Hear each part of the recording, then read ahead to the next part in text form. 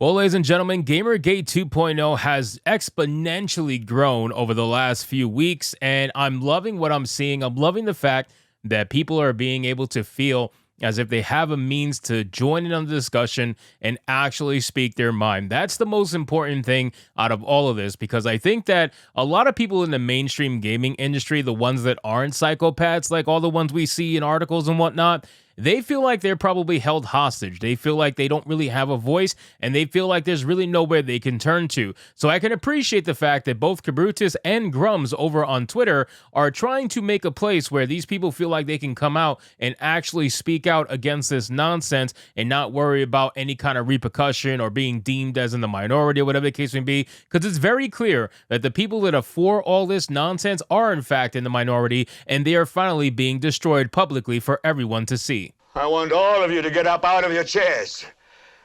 I want you to get up right now and go to the window, open it, and stick your head out and yell, "I'm as mad as hell, and I'm not gonna take this anymore!"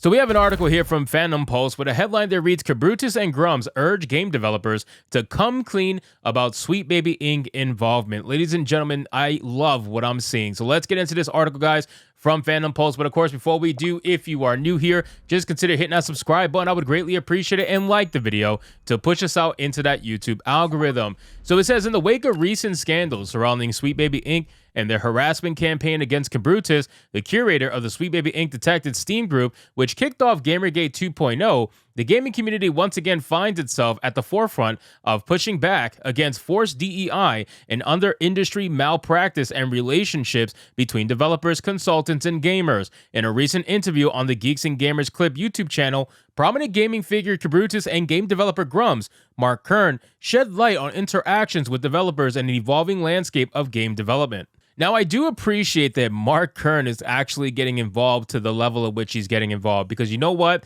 He's in this space, right? Like, he was a previous worker over at Blizzard. Like, he is in this space. This is his space, right? So he is a big voice on our particular side of the aisle, and I feel like he throws a lot of legitimacy out there when it comes to the argument that's being had right now and how other developers are probably feeling in the mainstream gaming industry. Not every single one of them is a psychopath. We know this. Not every single one of them is a hardcore insane leftist. Not every single one of them is a hardcore right-wing person. There are some people over there that are just trying to make good games because they have a passion for it, and they thought that if they got into the industry, it would be doing what they loved. But instead, they realized that the industry that they loved, or the idea of the industry that they loved and they joined, is completely adopted by activists. Like, the entire thing is taken over and rotten to the core, and it needs to be tore up from the ground and reworked back up. So it says, Mark Kern Grummz invited game developers to come clean about Sweet Baby Inc.'s involvement. If you kick Sweet Baby out of your studio for ruining your game, don't hide it. Kabrutus, Rambo, and I talk about how these studios could raise massive awareness and PR and sales just by announcing that they are no longer working with Sweet Baby Inc., which is true, because we see what happened with Flintlock, right? Flintlock tried to get itself not put on the list because they said they got rid of Sweet Baby Inc. and the entire involvement with that company, and yet it still got added to the list because, number one, they didn't want to prove it, number two, they didn't want to have a conversation, and number three, the operations manager exposed herself by using the same exact terminology against Grummz that Sweet Baby Inc. would have used had they still been around. So it really doesn't matter. If the rot runs so deep to the point where you don't even need a consultancy firm in order to do all the woke shit you want to do, then I guess it really doesn't matter. Ultimately, you belong on the list regardless. Then it says Kabrutus is known for his fierce defense of gamers and advocacy for transparency within the industry, revealed intriguing insights into his interactions with developers amidst the ongoing discourse. When questioned about outreach from industry insiders, particularly developers, regarding his stance on contentious issues, Kabrutus disclosed that while maintaining confidentiality, he had indeed been in dialogue with various developers seeking clarity on their association with certain entities.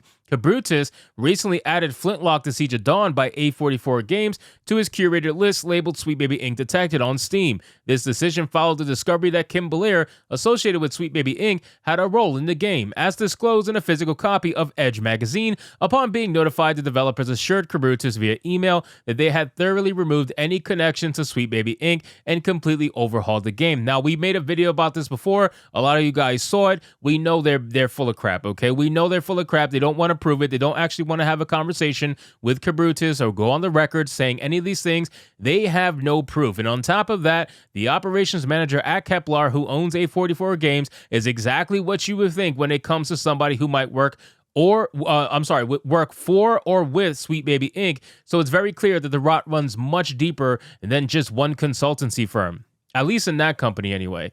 It says, however, despite these assurances, they declined to provide a pre-release copy of the game or discuss it with Kabrutus' curated team. This lack of transparency raised doubts regarding the developers' claims. Discussions with the developers of Flintlock raised pertinent questions about the extent of SBI's influence on the game development, with developers seeking to distance themselves from past affiliations. Kabrutus made it clear that he wasn't against game developers, quite the contrary. He emphasized the importance of transparency and mutual respect within the gaming community, asserting that gamers and developers are allies in the pursuit of quality gaming experiences. His message resonated with the broader gaming community, which increasingly values authenticity and integrity in game development. Now, we say this all the time.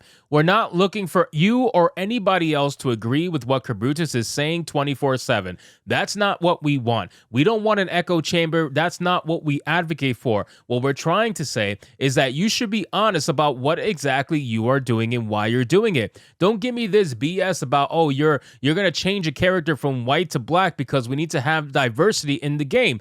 Nobody's going to believe you, man. We all know exactly why you're doing this. We're not I don't know how much more I can say that gamers are not stupid. I know they think that we are, but we're not. We know exactly what ESG is. We know exactly what certain kind of funding is. We know exactly how some of the game development works. We may not do it day to day, but we have people that are in this community that do know what it means to do this day to day. They do know this information. Someone like Mark Kern knows exactly what he's talking about. Are you going to tell him that he's completely wrong? Are you going to tell him that his experience in the gaming industry is just completely irrelevant? This guy has many years of experience under his belt working on big titles. I'm telling you, he knows what he's talking about. And you're going to try to deny it, and you're going to try to make it seem as if he's lying, but he's not. Ultimately, everybody has the same goal, and we know that we just want transparency in the gaming scene. And I know that the gaming scene doesn't like transparency, because once you start having to be transparent, then you got to actually be honest about what you're doing, and these losers don't want to be honest. They hate it. Honesty is terrible for them. They're like roaches. I keep saying that, but it's true. They're like roaches. What happens when you shine a light on a roach? They try everything possible to try to find something to hide under. That's what they're doing. Says furthermore, Kabrutus offers pragmatic advice to developers seeking to disassociate from contentious entities such as Sweet Baby Inc. He urged them to communicate openly with gamers, emphasizing that transparency could enhance a game's visibility and appeal to consumers. By aligning with their audience's values, developers stand to forge stronger connections and garner greater support from the gaming community. And that's basically it, ladies and gentlemen. I mean, he couldn't have said it better than that. Kabrutus knows exactly what he's talking about. He's not some sort of martyr that people are trying to make him out to be, but he's a guy who knows exactly what he wants, and it's something that a lot of gamers want. We want transparency. We just want good games, and we want this political nonsense, left wing and right wing, out of the fucking gaming scene and go back to actually making good games without limiting your creativity because you got to check off a couple of boxes that your company said you have to check in order to get their funding. So anyway, guys, thank you so much for watching this video. I hope you did enjoy it. If you did, consider leaving me a subscribe. I would greatly appreciate it. Don't forget to like the video, comment, let me know what you thought, and I'll see you guys on the next one. Hypnotic out.